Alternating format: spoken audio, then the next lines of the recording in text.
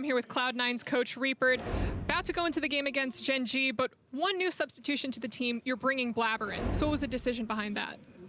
젠지가 지난번에 바이탈리티를 상대로 경기를 하면서 좀 공격적인 모습을 잘 대처하지 못하는 모습들을 보여줘서 그런 부분은 우리가 좀 캐치할 수 있지 않나라는 생각에 블라버를 기용했습니다. The main reasoning behind us deciding to put in Blaber this game is because in their last match against Vitality, they showed a bit of a weakness against some aggression in game. So I thought that Blaber would have a good chance against them. How is Blaber going to fill in for that weakness? And what are your thoughts with that coming into the game against Gen.G? 일단 블라버는 저도 컨트롤이 좀 안 되는 선수여서 일단 얘가 어떻게 튈지는 잘 모르겠지만 오늘 경기에서 하고 싶은 만큼 재밌게만 잘하면은 잘 나오지 않을까 싶습니다. Blaber is a tough player to control. He's like a popcorn. He can pop whichever direction. I can't even control him all the time. So, but as long as he's having fun in the game and does a good job within his role, I think he should do fine today. Well, best of luck to Blaber and trying to rein him in and be in control. But thank you so much again, and that's it for us here. Thank you very much, Avli. Blaber's a tough player to control, but if you're going to be analogous to a food in League of Legends, I guess one that pops off is a good one, right? Awesome. Yeah, very much so. Hard to control all over the place, but the potential to be very explosive as a player. Again, important to note, Blaber is in for Svenskeren. Let's talk a little bit more about the differences between these two players. Absolutely. When they brought him in, it was kind of when C9 was at their lowest point. Everyone was thinking they must win out basically in the regular season, and they brought in Blaber, who'd never played. He then decided to go 8-1 with Jensen as his mid laner throughout the rest of the split. And then he was also the player that started for them when they 3-0'd TSM in the regional qualifier. However, he has looked like he struggles in big pressure moments when he's not in the NALCS studio. That's when his aggression doesn't necessarily work. But when they want to play with this guy, it's actually letting him run the tempo of the team and making Jensen follow. So if there's ever a time to pull out what his debut was, which is the Kindred Zillion, I would want to see it this game because Crown may not be the mid laner to punish the Zillion. But my concern comes around the expectations that Reaper has on this young jungler, because obviously the expectation is that he will be that more aggressive player and he's the guy that will get into your face. But Gen.G have demonstrated in both their games that they're able of getting these early game leads and they're able to dictate the pace and control how the early game plays out, even if they cannot secure themselves a win. So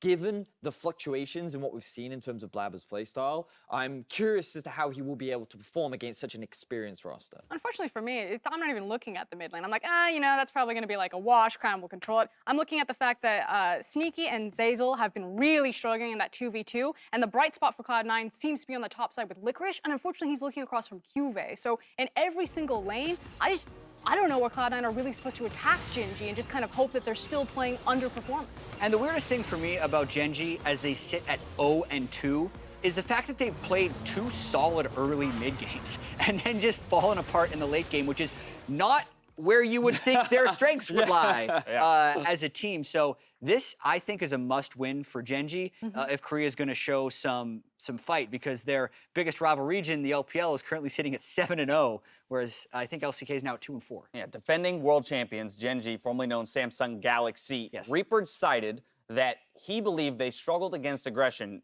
particularly in that Vitality matchup, and that was one of the major reasons for bringing Blaber in. But yesterday, the game against RNG looked a heck of a lot better. So do you really think Gen.G?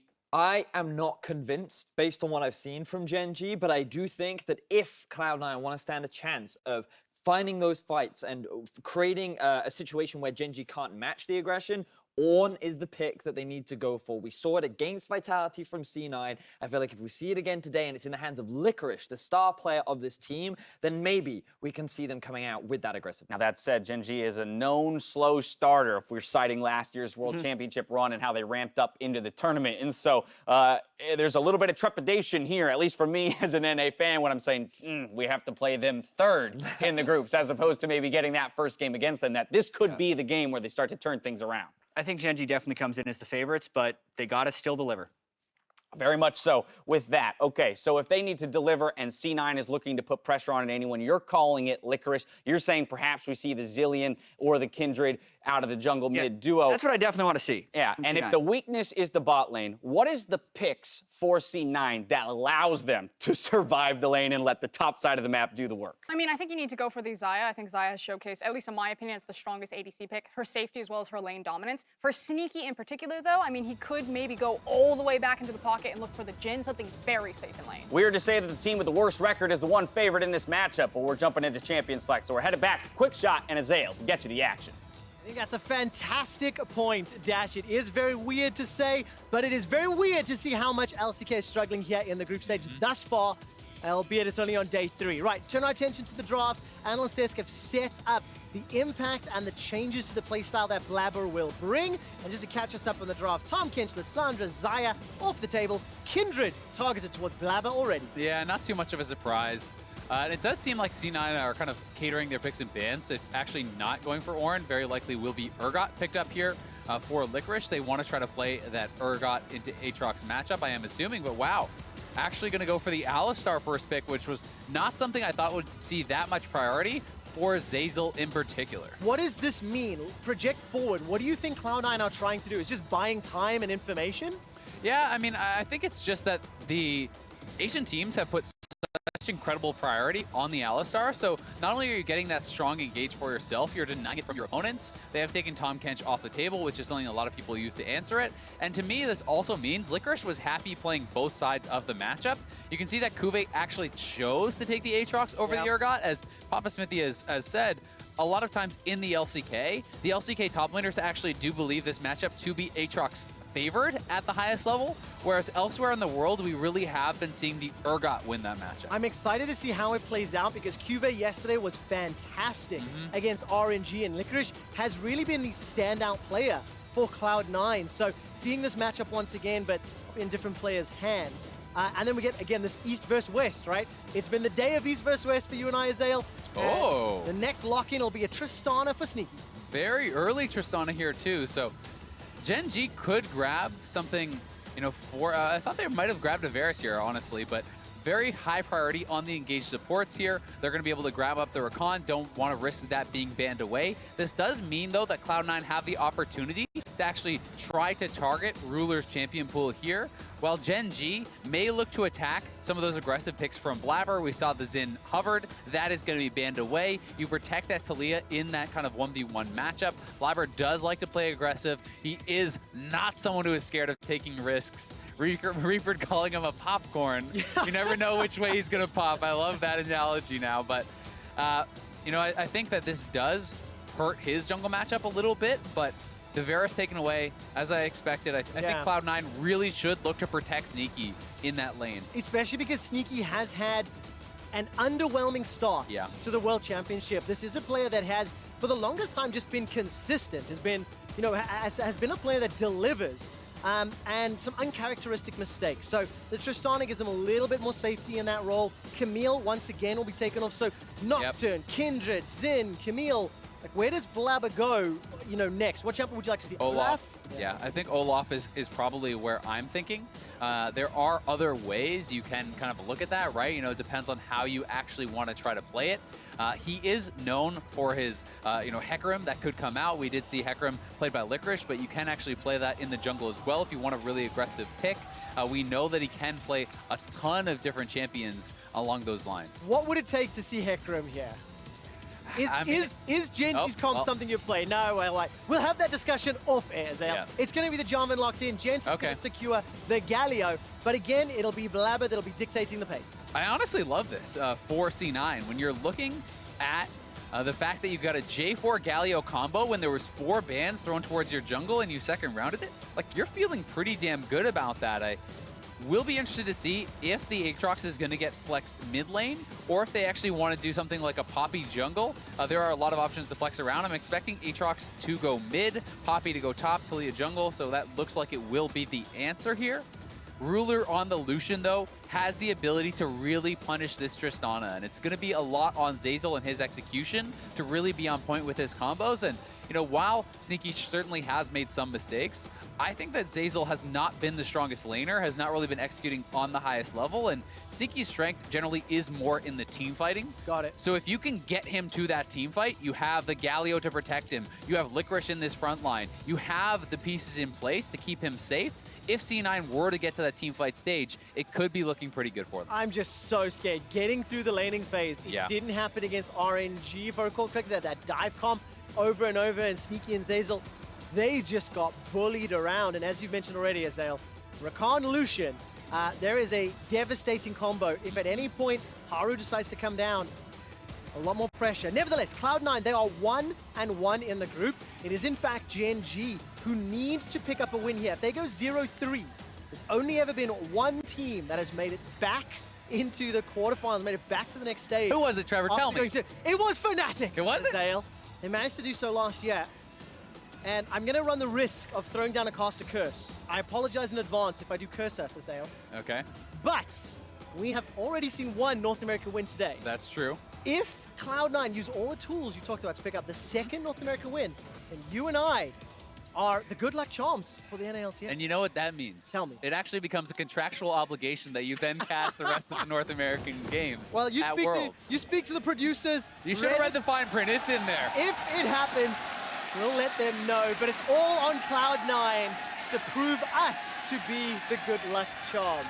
And we've already highlighted some of the strengths and the weaknesses in the bottom half of the map, but let's turn our attention to this top half. Poppy into Urgot, it's not something we've seen a lot this World Championship, but I can see how the tools of, the steadfast presence and being able to deny some of the movement abilities on Cloud9 will really benefit Gen.G. And I think denial is the key word there. You're going to be looking at CuVee to really use that steadfast presence well to actually be able to deny the Jarvan engage, Galio jumping forward, Licorice jumping forward, the Alistar jumping forward. Like, everyone can get actually blocked by that. So it's about that timing. It's very much not about the lane.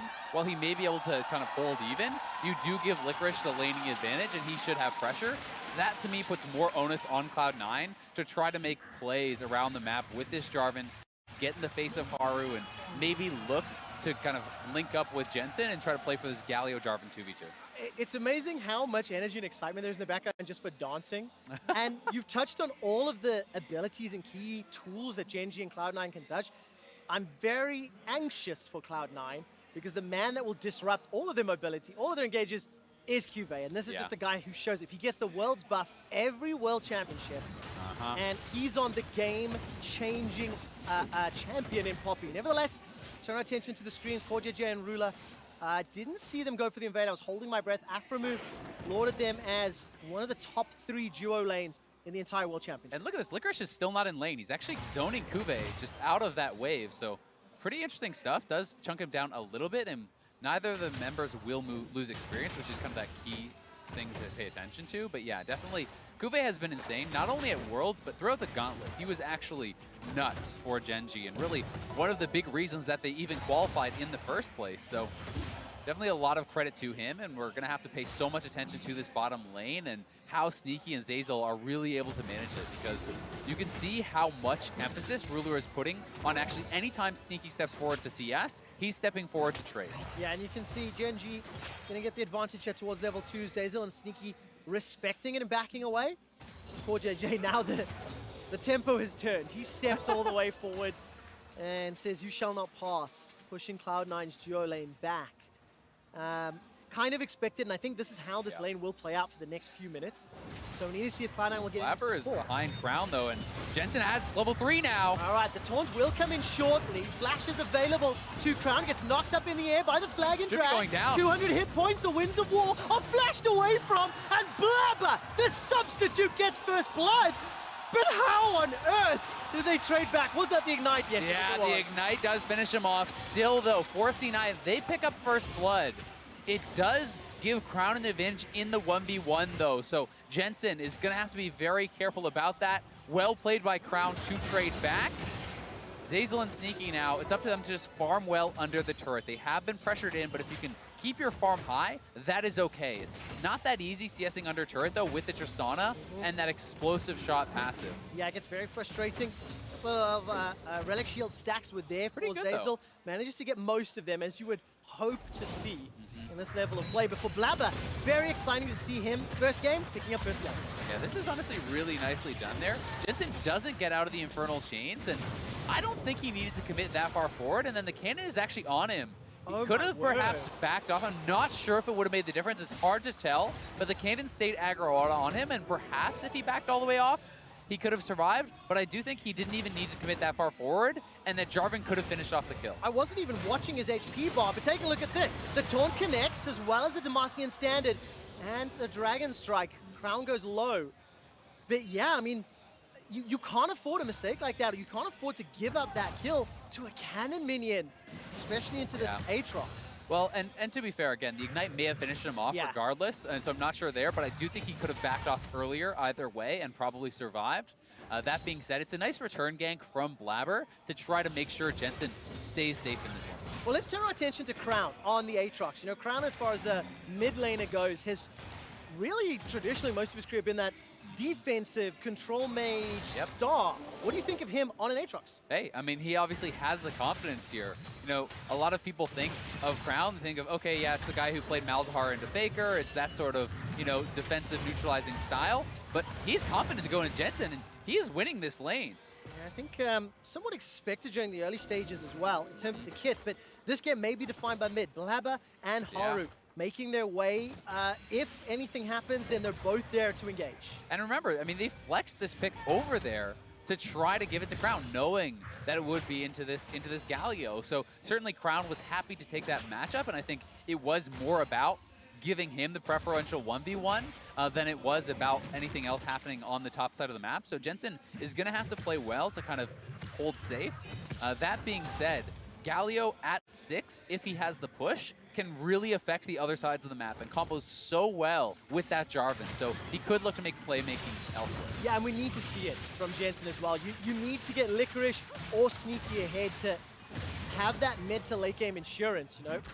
Nevertheless, you're getting me Haru is here. This will be a 2v2. Jensen's pretty low on HP. Blaber needs to hit the knock-up if the fight ensues. CoreJJ's arrived as well. Cataclysm comes down. Crown gets the knock-up as well. And CoreJJ picks up a kill for Gen.G. Yeah, Blaber hit 6 there and thought, I can kill this guy before he actually, you know, gets enough health to kind of survive. But unfortunately for them, CoreJJ was in the back, and Aatrox hit 6 too. And there we go, Zeyzal. We've seen the popcorn popping off and popping down. Yeah, so watch this one more time. It's all about the experience here. They see Haru coming in, so they're like, okay, back up. But then Blaber, he's hitting the minions, and right as he hits 6, he's like, all right, in I go. But the level up as he's getting comboed there from Crown, and the fact that CoreJJ shows up, such a good roam there from CoreJJ, means they can't get anything done. No, they cannot. So Gen.G take the kill lead at 2-1. And very, as you mentioned, good roam. CoreJJ understanding or reading how much focus was put mid. So he's dancing around there to try help out Crown. And using the pressure that they had bot lane. Because honestly, you have to give credit to Sneaky and Zeyzal. They are doing very well. If Sneaky picks up all this farm, he's actually up in farm over the Lucian. So what they did utilize that pressure for was the ability to roam, was the ability to impact that 1v1. And the question is, will it come back to bite Gen.G in the bottom? Because if you don't punish this Tristana and get ahead, I much prefer Tristana in the mid to late game team fights than I do a Lucian, especially when Sneaky needs some of those safety tools, the rocket jump, the buster shot, to help him out.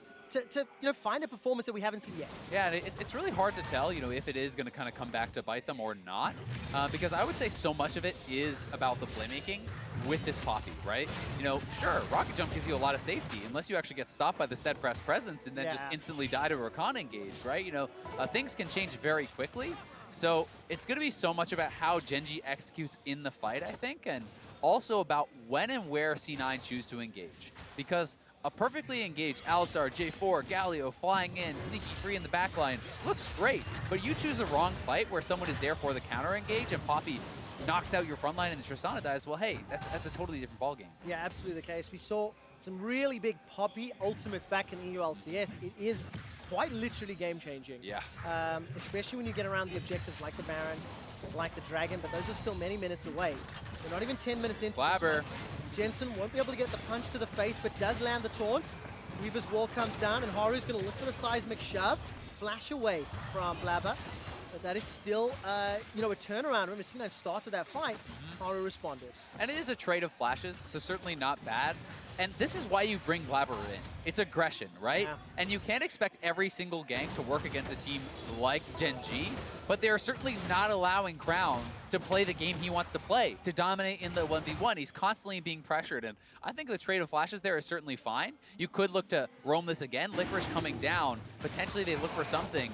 The Infernal has been started, but C9 knows this is available. Blaber can't get in, will be a little too slow to the party. Yeah. So Gen.G pick up the first Drake of the game at 9 minutes. I like seeing Licorice roam. We've not looked at this Urgot into Poppy matchup a lot. They're bang on even in CS. Ninja Tabby and Balmy Cinder already picked up CuVee. But we're getting to the point where they could consider roaming. I'm just going to keep my eyes on when teleports will be available. Yeah, definitely the case. I think Licorice is certainly going to have priority, so he has an easier time roaming because he should have the push in most of the circumstances. So, you know, if he pushes in CuVee, he can look to go mid and try to help out there, or maybe try to play for a Rift Herald. But when CuVee has that TP available, the impact of a Poppy flank with a TP is so devastating. Yeah. So certainly they're going to have to make sure they're really tracking those cooldowns. But, I mean, this is a dead even game. Yes. And that's exactly what you wanted. You wanted to see that from Cloud9. And for Gen.G, just a reminder that yes, they are 0-2 in the group, but both of their previous games, you know, Gen.G looked very competitive. They had a significant gold lead against Vitality. They were in the lead against RNG before they lost one big team fight, but this entire game has been about mid lane so far. Ignite's thrown down into Jensen. Zeyzal comes in to help out. Here's Blaber. No, he's not going to commit to it. They don't know where the support is, so I mean, nice try there from Zeyzal, but Crown was just too fast with the ultimate. If he actually didn't get the ultimate off in time, Zeyzal would have straight up gotten that kill, but he does commit both summoners and not able to execute on it. They are trying to protect Jensen here now, though. Allow him to get the push, allow him to reset. You can very clearly see C9 has put so much emphasis into keeping Jensen in this 1v1 and trying to get him an edge. Yeah, despite being, what, 15-odd CS down, he's marginally ahead in gold. So, of course, Crown's kill is helping out there a whole lot. And it is even in every other lane. Sneaky's already got the Storm Razors completed. Yep. That is a great sign. And we're seeing a pretty extended trade there in the top lane as Haru and CoreJJ are littering wards. So, top lane, bottom lane dive at some points. And this is honestly really what you want to see, you know, out of a team like Cloud9. This is the style of game that you would see them playing in the NALCS, right? You want to see teams play your game, play your style. Don't be scared of what the opponent is going to do, because if you see the pacing of the game, if you say, all right, we're just going to back up and we're going to try to respond, you've already lost against a team of this quality. So Cloud9 certainly, not all of their punches are landing, but they are swinging. Yeah, I mean, you can see there, Zeyzal tries to go in for that engage. CoreJJ easily escapes, and Zeyzal's now lost his ultimate. So with the wards that were already placed in the bottom quadrant of the jungle, and the fact you've got a Taliyah, there is a very real threat of a dive. Haru's going to hold on to that seismic shove for now, and Sneaky and Zeyzal, they're not done yet. Jumping onto Ruler, still got both summoners. Yeah, and I mean, while they did get Zeyzal's ult, they got CoreJJ's ult and his Ignite. So honestly, not too bad there for the C9 duo, and you know, while they do have pressure, you don't want to let this reset. That's going to be really awkward. Okay. Managed to get it just in the nick of time. But that's really useful. I mean, when you consider no towers have fallen yet, and Rift Herald for C9, again with Blaber, again from moves from Blaber, I'm very impressed with his opening game here at Worlds. Blaber playing to what you expect from an ALCS. And now we need to see whether or not C9 can survive if a dive happens. Yeah, this is going to be scary now for Sneaky. He's in a potential 1v3 type situation. I don't think they know exactly where Zeyzal is, though. So that is kind of what is making them hesitate to actually go for it. And while Blaber has mostly been the one making the plays, Haru has been able to respond. He has prioritized farming. He has gotten a lot of levels here. He's actually 2 levels up currently on Blaber. He took the Infernal. So Haru has been going for the consistent play, the consistent move, where he is guaranteeing gold advantages, where he's guaranteeing neutral objectives. And you know, that is something that is certainly a very viable strategy itself. Yeah, and it's definitely something that's going to prove to be impactful in these next few team fights. I mean, gold is even between Blaber and Haru, but when you factor in the additional stats of 2 levels, that gives you a significant advantage on the Gen.G side. And you know, every single time I see these Samsung skins, I'm reminded, of course, Gen.G, the defending world champions, former Samsung Galaxy. They need to pick up a win here, going down 0-3 in the group. Ooh, roaming up. They might look for this fight here. Zeyzal's coming. It's a terrifying prospect, and Gen.G Crown is caught out, knocked up in the air, taunted in place All right, we'll be able to revive in a moment. How much time can CoreJJ buy? Blaber dunks the kill down. Teleport's coming in from Licorice as well, so this will mean a pressure onto the tower, and they're going to summon the Rift Child as well. Yeah, they've got to get more when you actually go through with that teleport. They need to try to get this turret. Nice Taliyah wall, though, is going to kind of disrupt this a little bit. And Sneaky did go down to the bottom side, so I don't think they'll actually be able to finish the turret still. They get the charge off. They do have CuVee back in base, and he's looking for a potential TP flank here, so C9 has to be sure to not overstay. Yeah, this is threatening and scary. Yeah. There is pressure on the bottom tower, so if Cloud9 don't concede anything, then Sneaky will get a lot of uncontested time and damage. It ends up being a kill to Cloud9, but nothing more than that. Yeah, still, nicely done by Cloud9. They're taking their chances. They're looking for these plays constantly. That's what you want to see with this composition. Sneaky is up 2 farm on the Lucian. You're going to feel really good about that as the Tristana and the fact that Cloud9 are turning in a pretty solid game. Yeah, I think Jensen's in a whole lot of trouble. Sticks around, gets punished by a 4-man roam. And I actually think it's really problematic as Haru that picks that kill up. He's already, fairly far ahead of Blaber. Yeah. And he's just going to accelerate his item build. Yeah, and I mean, Taliyah puts out so much damage here, especially when it is kind of the soul magic threat. People are going to be looking more towards armor. You can see a couple of ninja heavies picked up, right? People are going to be itemizing more towards that very often. And if Haru gets to a quick double spell pen, that is a terrifying Taliyah that certainly has the potential to take you down with 1 point. So, 15 minutes in, Tower First Blood will be secured by Gen.G in the bottom lane. This extends the gold lead to 2,000. They already have an Infernal Drake in their pockets and a Cloud Drake available to be secured. So, the game is playing out a little bit as expected in the favor of Gen.G. It was the team coming in expected to win. But Cloud9, they are still close enough. They've got all the tools with this team composition to very easily turn team fights around. Yeah, and they're looking for a play here down on bottom lane. You can see CuVee is backed up, looking for a potential TP. There was 4 members cheating down to the bottom side as well. And of course, there's no TPs on the side of Cloud9. Licorice is sitting on Ghost Flash. Jensen's is on cooldown. Yes, he's got the ultimate available, but needs to be close enough and anticipating it. I've been impressed by Gen.G's vision. They've had a lot of control in that bottom quadrant for the majority of this laning phase. Yeah, they really have. And really kind of the biggest mistake has just been for C9, that 1 pick on Jensen. That was really the kill into the bottom lane turret. And besides that, the gold was quite even. Gen.G is sitting at a comfortable advantage now, with the double dragons, with the gold. You're going to start seeing some items completed a little bit faster than Cloud9 can do. But still, they have a very good late game teamfight composition.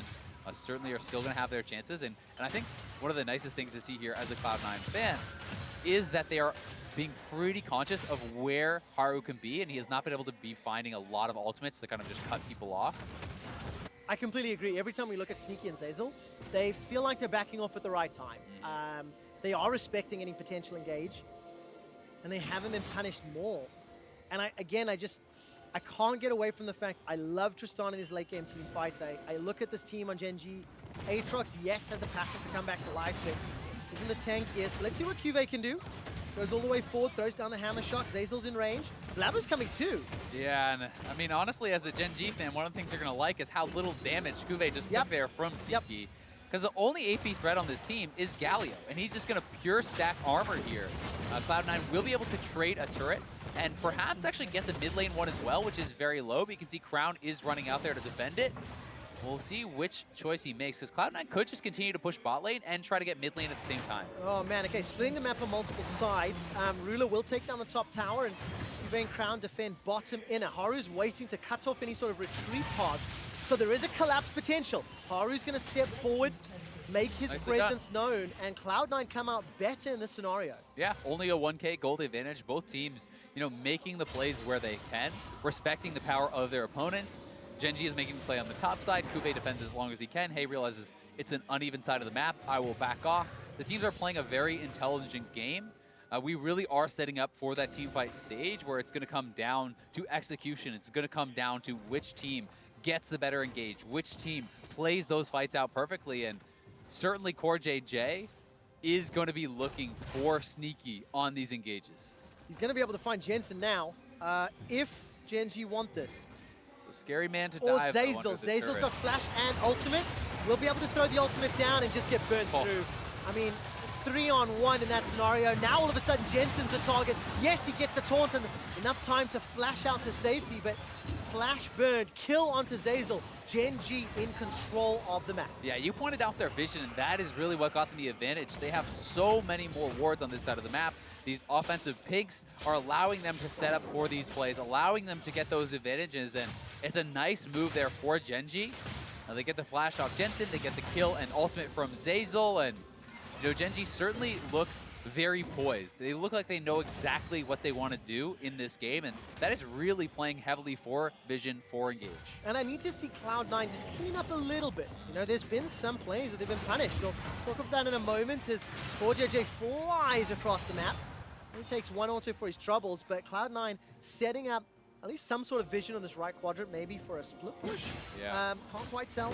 But yeah, I want to see Cloud9 not get caught out in those scenarios as Haru secures the blue buff there, because it's those small mistakes, those small picks that just allow Gen.G to accelerate the game, take objective after objective, and that's what kills you at the end of the day. Yeah, it really is. And Gen.G's honestly just doing a good job creating time to ward, creating time to get vision by pushing out these side lanes. You see Crown shoves out the top lane. Now they know, okay, Cloud9's going to be down here on this quadrant of the map. You can reset, you can try to get vision elsewhere. And you know, really, it has been about the fact that CoreJJ and Haru and Ruler kind of moving around as this squad. And Zeyzal was trying to fight that vision battle on his own and walks out, gets caught, but certainly easier said than done because your carries are trying to catch farm on all sides. You're trying to keep up in that regard. And Gen.G is kind of just moving a little bit faster as far as the vision goes. And that's why Gen.G are about 1,500 gold up. You know, we've crested the 20-minute mark, so Baron is alive, albeit not going to be focused right now, maybe not for a little while. As there are still plenty of talent to fight over, and Blaber decides to go in. A lot of Gen.G members are around, gets pinned into the wall, knocked up into the air. Here comes Jensen. But Blaber's already down. Got no flash, he's gonna die too. Retreating, gets caught in place. The punch is interrupted, and Cloud9 starts a fight that they cannot finish. That was just a terrible engage there from Blaber. Honestly, may just be game losing here as he goes in onto CuVee. Well, here comes Crown. He jumps onto Sneaky. Sneaky uses the rocket jump away. Crown will get chunked down. Throws down the world. They're still on the Baron, though. Time. How much HP does it have? 3,000. There's no smite available in Cloud9. They're not going to go in for a 21-minute Baron secured by Gen.G. Yeah, Cloud9 had been playing them pretty tightly up until now, but that may be the game-deciding play. Blaber flag and drags in onto CuVee there, and the team makes the call to try to back him up, to try to defend that play, but Zeyzal then follow-up engage onto, again, CuVee, their tankiest member by far. They don't even dent his health, and this is not the kind of play you can make. I'm not sure what he was thinking. I mean, they didn't even have vision in the brush, so maybe he was trying to go in and clear something out or thought someone else was there. I'm honestly a bit confused, but either way, does make the engage, and Gen.G punishes them so heavily. Jensen, without his flash from the earlier mid lane dive, meant they get a second kill, they get the Baron, they're now way ahead and likely to pick up even more gold on the map. Absolutely the case, and you know, I am happy when you see a player come in and they do play to their style, but I am sad when I see it cost the team, because that really is what we were anticipating and expecting when you see Blaber subs out from Svenskeren, and unfortunately Cloud9 are now down 4,000 gold. Baron's in Gen.G's hands, and you can see them pushing this vision forward. They're pushing mid, they're pushing bottom. Gen.G just want to accelerate this again. Yeah, and it seems like Cloud9 are going to try to just engage and try to catch the members away from the rest of the team, but you can see Haru lurking, getting ready to potentially cut off Licorice if he does go down to defend there, and Gen.G about to pick up a couple turrets. Well, look, Sneaky's got the rapid fire cannon and the Storm Razor, so if he can get a squishier target, there is enough damage, but the problem is you need to find a way past Crown and CuVee, and it's very, very difficult. Crown doesn't care about Licorice in this bottom lane. He's 1, 2, and 3 on Aatrox. And he's just going to be playing the split push game with his Baron pod minions. Yeah, the Baron just gives them so much access to these turrets. There's really such difficulty to actually clear out those Baron-empowered minions. So C9 really are looking for an engage here. Hex Flash is bailed out of, but it's going to be likely another mid lane turret here for Gen.G unless they decide to make the call to go. Well, Gen.G want to cut off any sort of retreat path, look for an engage. That's a pin, but I don't think Zeyzal was stunned. Manages to get the ultimate, or use the ultimate to cancel the stun, rather. And Gen.G, they get the tower. They don't get additional kills, but they've got the bottom inner turret as well. And this is a very, very effective use of the Baron Siege. I mean, they're moving so quickly with this Baron. It's not as though they're being held at the turret for a couple waves. Yeah. They're going, they're executing, they're threatening the dive with the Taliyah, and now on a Sneaky. Well, Sneaky's dead. He just gets brought right out. CoreJJ finds his man. Gen.G in a 5-on-4 now, looking for another kill. Manages to catch out Licorice as well. Crown takes him down. Gen.G have got 8 kills on the board, 6 towers under their belt, and in 2.5 minutes of Baron have already got themselves an inhibitor. I think they may have themselves the game here. CuVee's going to TP in, and they're just going to look to end it at 24 minutes. This is a 5 versus 3, and Cloud9 have no AD carry. Nexus turret number 1 is being focused down. Gen.G want to pick up their first win of groups. They want to take down Cloud9, and they've already got the tools to do it. 30 seconds left on Baron. Blaber forced to flash for his life. The Nexus turret falls down. Gen.G stop focusing down the Nexus. They'll need a little bit more time. Here comes Cloud9. They need to interrupt. They need to stop the hit. He's up. Buster shot buys a little more, but Sneaky's left alone. 5 versus 1. Gen.G pick up their first win of Worlds. And what an explosive engage. An explosive series of plays there for Gen.G. They win the fight around Baron, take it decisively, knock down multiple turrets, and then CoreJJ finds the pick on Sneaky that will end the game. That was such a fast turn of events. I mean, it went from dead even to 3 minutes later, the game is done. Does it not remind you of how Gen.G lost to RNG yesterday? One opportunity is presented, and it is capitalized on in the biggest fashion. Really was. Just an incredible engage there from CoreJJ. They just needed the one mistake, really, from Cloud9 to find Sneaky, and without their carry, Cloud9 really had no hope of defending.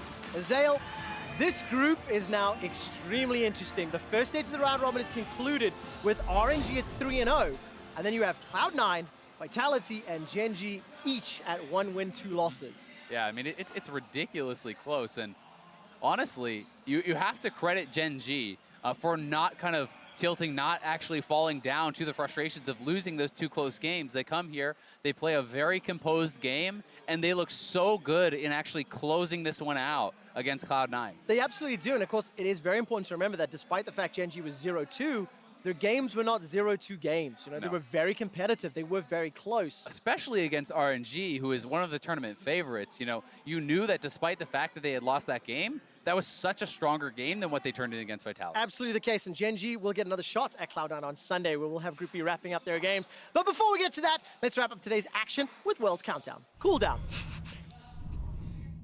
It's Worlds Countdown. Day 4, here we are. No, Worlds Cooldown. After a tough loss for Cloud9, they're up against Gen.G. I think Azale said it's eerily reminiscent of the way that Gen.G lost to RNG yesterday, where the game was close. A single explosive play turns it. Gen.G then rotates to the Baron, and with that has no trouble closing out the game. I mean, yeah, you give these teams an inch and they will take a mile. It's nice to see Gen.G return a little bit to form. I don't think anyone really expected them to struggle as much in the early game as they would have, so huge start for Blaber. I think his first 10 minutes of gameplay was rather good. It then just kind of went a little bit sideways on this play in particular. Really poor engage by Blaber right there. It ends up costing the team Baron. I will say they had lost a lot of map tempo before that, so they were trying to go for a fairly big play. And then here, just a snap engage by CoreJJ to get out the AD carry, and at this stage of the game, the Galio damage reduction compared to all the damage Gen.G had with Baron wasn't enough, and they make the correct call to go for the end. And this is what we expect of LCK defending world champions in Gen.G. It's interesting, right? Because I feel like almost any other region starts 0-2 and then has this sub 25-minute win. You're like, wow, they really bounced back. Right. But Gen.G was a team that had actually won basically 2 early mid games and then were unable to close. So it's less surprising that the 0-2 team won because they're defending world champions. Right. I mean, we were still calling them favorites going into this matchup to begin with. I do want to talk a little bit more about Blaber because of that play in particular, kind of costing them the game.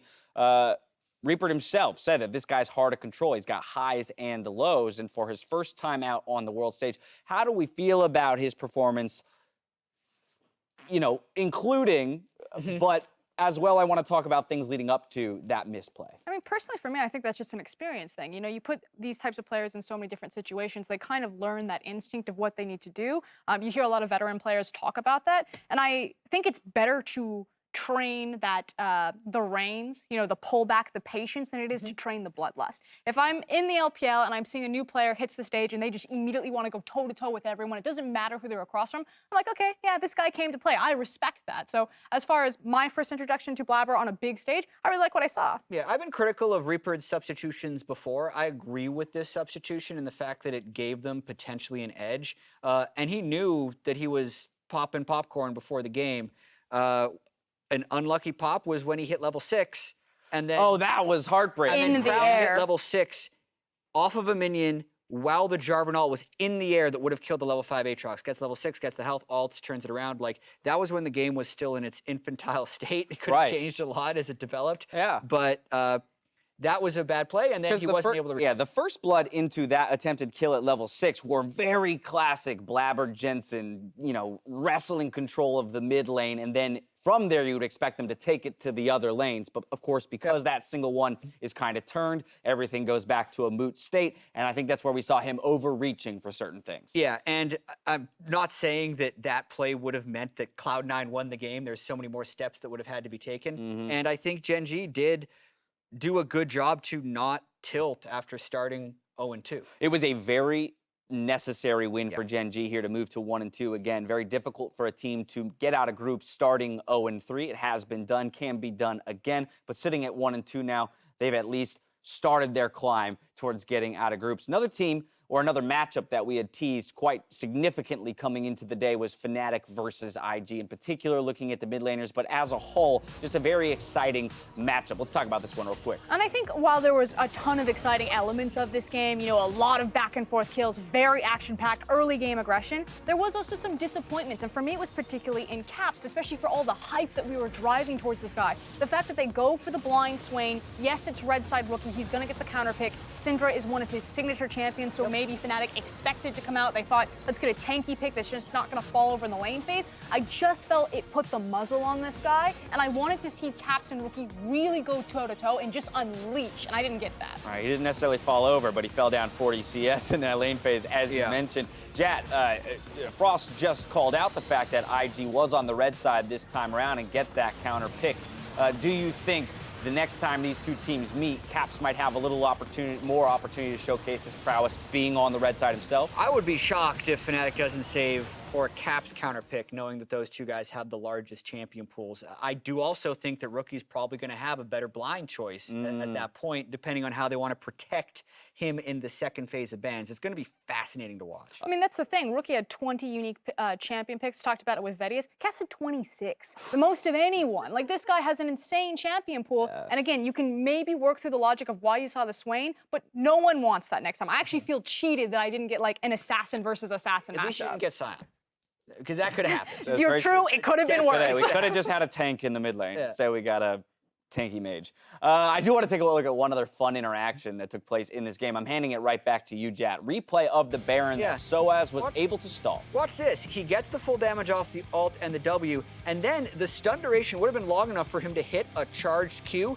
but then the Baron knocks up all three, canceling the Q and canceling the damage. I actually think he may have gotten a double kill right? on both JackeyLove and Rookie if that didn't happen, which would have made this play even more Soaz versus the world. If he kills those two people with the remaining members of Fnatic showing up, is there a possibility that they clean up and take that Baron? I'd have to think about it. They would have gone for it if I track it off right, Baron just like judgment they went for by the rest of the game. That was probably a better opportunity. All I'm saying, Baron's like MVP of IG. I mean, they're against RNG, Baron's leveling up, Karsa can't get the smite, next thing he's knocking Sion up into the air. Like, Baron is the sixth man of Invictus Gaming. Baron MVP. No, Invictus Gaming played that game very well, and while that may have given a slight edge to Fnatic or helped them out had the damage come through, IG played a good game and came away with a victory. Let's review our standout performers, though. Gen.G's Haru is our final MasterCard player of the game, and he joins the likes of KT's Mata, EDG Scout, and IG's JackeyLove, 100 Thieves, Aphromoo, and RNG's Karsa. Super close to having all 5 roles on it today. Last day we only had Laners, Yep. mid lane, top lane, AD carry. Today we get Karsa to sneak in there as well as a little bit of support love. Man, how did we miss No any of top our laners. top laners? I was No just going to top say, laners. we have incredible top laners in this tournament. Yeah, well, you know what happened today? I feel like a lot of times the skill matchups were kind of banned out. I think teams have gotten a little bit better at neutralizing the Urgot. The closest one was definitely some days Urgot. It was incredibly close to being player that's of a the good game. point, yeah. He missed a lot of ultimates in the mid game, even though he had that amazing one in the end, and Aftermoon obviously had those amazing hooks, but super close to actually having one of every role. Yeah, very much so. Now to hear more about that victory that we just saw, let's send it over to Avli for an interview with the Gen.G bot laner. Thanks, guys. I am here with Ruler, who just picked up his first win in groups with Gen.G. Now, as the returning champions, we were expecting a little bit of more dominance coming from the team. So why did it take until now to pick up that first win? 네, 첫 승 정말 축하드려요. 근데 사실 디펜딩 챔피언으로 돌아온 젠지한테는 좀 더 화끈하고 좀 압도적인 경기를 기대했는데 왜 첫 승까지 이렇게 오래 걸렸을까요?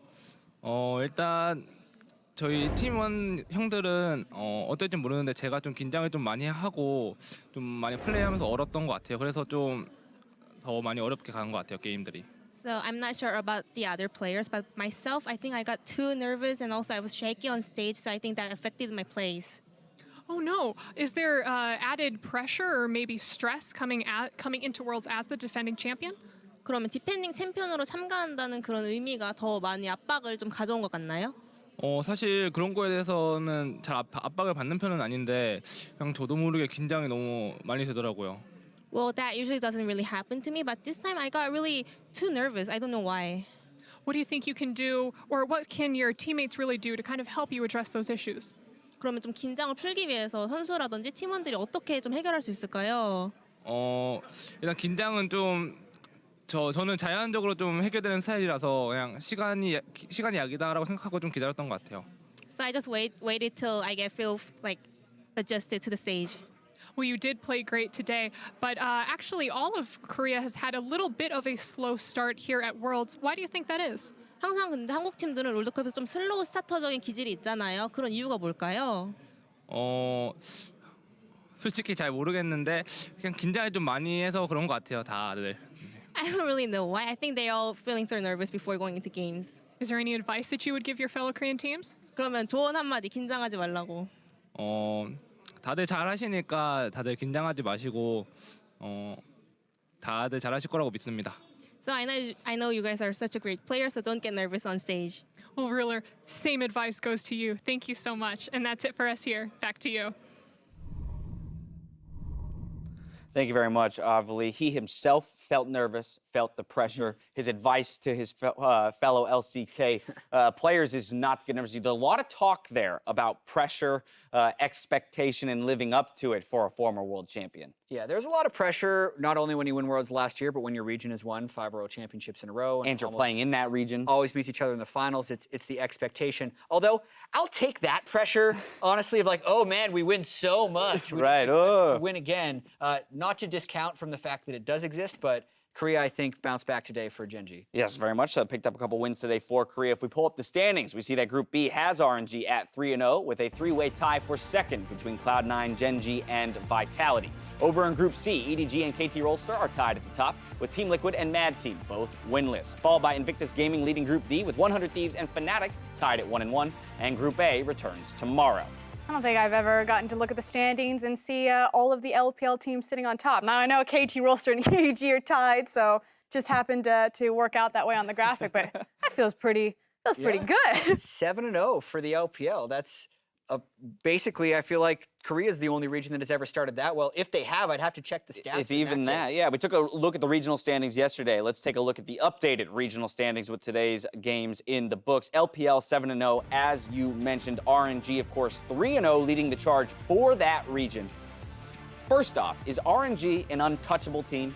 I mean, I've said it pretty much all year long at MSI. I got behind them coming into Worlds. I said that I don't think, and I'll say it again, I don't think in a Game 5 World Final you beat RNG. I think they are unbeatable when it comes to the super late game because of who their coaches are. Now, if they trip up before then, if maybe they fall down in the back half of the group stage, maybe take second, get knocked out into quarters, then it turns different, but when it's a clutch moment, when they're under the spotlight, when it matters, I think RNG will turn it on, and they're going to be the world champions. RNG leading the pack at 3-0. The two other LPL teams, though, both undefeated as well. Jat, 7-0 for a region.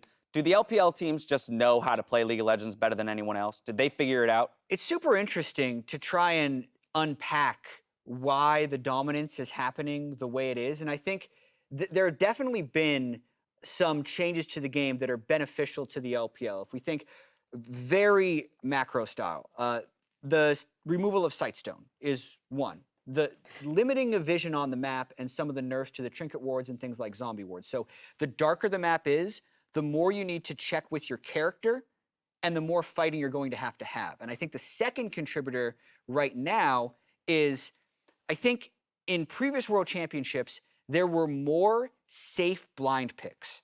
So a lot of times you would pick Orianna or Azir if it was up, and you're generally fine. Like, you're not going to lose that matchup very badly. But even the AD carry meta right now, like Kai'Sa versus Xayah, immediate skill matchup, right? If Urgot is up and you're not sending two bans to the top lane, an Aatrox or an Urgot, that's another immediate skill test where if one player is better than the other player, you can take over the game through that. And I think mid lane can be a similar way, talking about Syndra and Aurelia. I think there's more of those things. So Korea's previous style of isolating the game to its core components and playing the map, that'll fall apart if you lose a lane, right? And all those lanes are skill tests every game. I also think it's the importance around the monster objectives. The fact that there's more power in the jungle with the Scuttle Crab changes, there's more power in things like Double Elder, more power in the Barons in terms of its ability to close out game. And actually, you are going to team fight around those objectives. Jat already talked about the vision. The map is getting darker. It's now stacking these engage tools. So the way that the LPL teams have pretty much been trained to play the game is also, I think, one of the easiest ways. I think it's much harder to win in terms of like a big macro playing different cross map communications timings things than it's just to say, okay, we're better players, we play the 51%. If it's a 50-50, I know I'm the better player, so I have the advantage. Let's take the coin flip, because for me, I know I've already got it. And that's a lot of the mentality for the LPL players. They just go forward. It's interesting. So, yeah, my recollection of Korea in their most dominant state is that they outmaneuver their opponents, kind of as you mentioned. And also usually have the best players in position too, right? So that's somewhere where they've always matched people. Right. And then they outplay them in the other ones. But I think recently a lot of the LPL teams have taken it a little bit higher. That's the other thing. I didn't want to touch it because I feel like it's quite a very strong statement. But, you know, think of a player like Ming, who kind of really made his breakout. Or let's go with someone like Mako. Now, Mako's having a bad year. But in the past, I think that Mako has been in a conversation of best support in the world, but he's denied that conversation because he doesn't play in the LCK. And so many people don't get to see him compete with kind of the rest of the best of the world. And you give it to LCK because they have been dominant for so long. Right. But there's so many players in the LPL. The region keeps getting larger and larger. It's going to expand to 20 teams by 2020.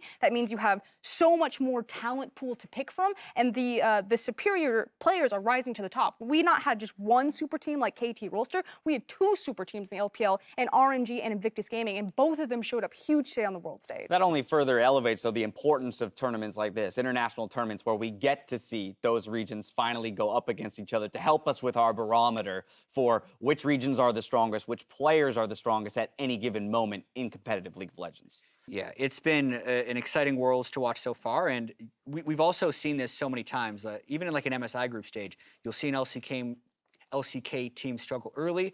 You'll start speculating on why it could be, and we're coming up with our hypothesis. Right? This is my hypothesis on why China could be doing better. Or Korea was really nervous on the first 2 days, man. Yeah. And they're just going to turn. They're going to hard smash the rest of the way through the tournament. Also a possibility. So we just got to watch and find out. Tune in day 8. We might be eating our words. We return tomorrow with the Freak of Freaks versus Fongbu Buffalo in Game 1. Then G2 hope to knock Flash Wolves off their spot in first. Later on, G-Rex challenges Fnatic in Game 4 with KT Rolster versus EDG to close out the day. Any big ticket matchups that you guys are taking a look at for tomorrow? Maybe the one where there's 2 undefeated teams. I'm not sure. It's pretty decent at the end of the day. EDG versus KT. Nah. The undefeated LPL versus the undefeated LCK team. Yeah, that is a pretty sweet one. TL versus Mad is also quite interesting. And the fact that Mad Gaming, I think, have been very surprising. TL, you know, they had some highs, they had some lows. I'm curious where the bounce back is going to be and if they're actually going to show the dominance that they showcase domestically on an international stage. Interesting for different reasons. Right, I I was completely agree. He's clarifying like, for some. Because the 0-3 team is, I feel like, done for in that situation. Like, we have this thought in the back of our mind that, oh, you can go 0-3 and still make it out, which is technically correct because Fnatic did it last year after 0-4. But it's only been done But one realistically, I don't think that's a possibility, right? Because you've had it happen so many times. So the way Team Liquid played today, I think they would lose to Mad Team because not only were they kind of forcing teams to fight them, they were then missing all their ultimates in team fights. I don't think that's Team Liquid's standard level. So I hope they can get back to their standard level. Then I think they'd win. I'm going back to the KT EDG game. Okay. Does the LPL suffer their first loss tomorrow? I mean, you would say absolutely. KT looked like a completely different animal in the S-Class alongside RNG, whereas Edward Gaming have really just scraped over the finish line on the back of some miracle performance plays by individual players. You know, it was iBoy in game number 1, it was Scout in game number 2. It hasn't been that collective, you know, on all cylinders. That said, it is against Deft, and Clearlove has made some statements that he can't wait to just camp Deft's lane, so... Yeah, if it happens, though, the murmurs of the LPL is definitely better, are going to get a lot louder. Yes, very much so. Yeah. Right, just because KT is that remaining, you know, strong team for the LCK. All right, well, that's going to do it for us here today on day 3 of the group stages. So now for myself, the casters, the entire live broadcast crew, thank you all for watching, and we'll see you tomorrow for more Worlds 2018.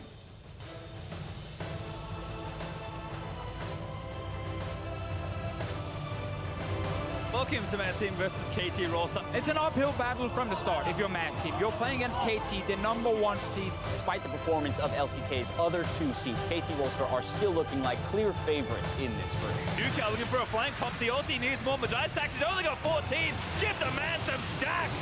It's just too little, too late for the squad as KT gonna take down the last kill, grab the ace, and polish off the game. TL versus EDG fighting for that second spot right now. Echo though with a follow-up pull. Might turn it back around for EDG. They're going in for a scout with a massive shuffle. Follows into the Ornhorn. Ole gonna go down as well, and EDG somehow saved that fight. Lets the ulti rip. Everyone dives out of the bonus. Break up the 2-man up, and Scout makes it look so sick. That's the ace for EDG. EDG will collect themselves yet another win. Ming is optimizing his path. Oh my god, Jackie Love! I'm going on them. I'm going on Zing. Are trying to finish it up, but Ning, he gets the Baron. Jackie Love, oh my god, rookie. How dare you? PK finally gets out from him. Candy goes in. But Stitch with a killer instinct. Go. Ready.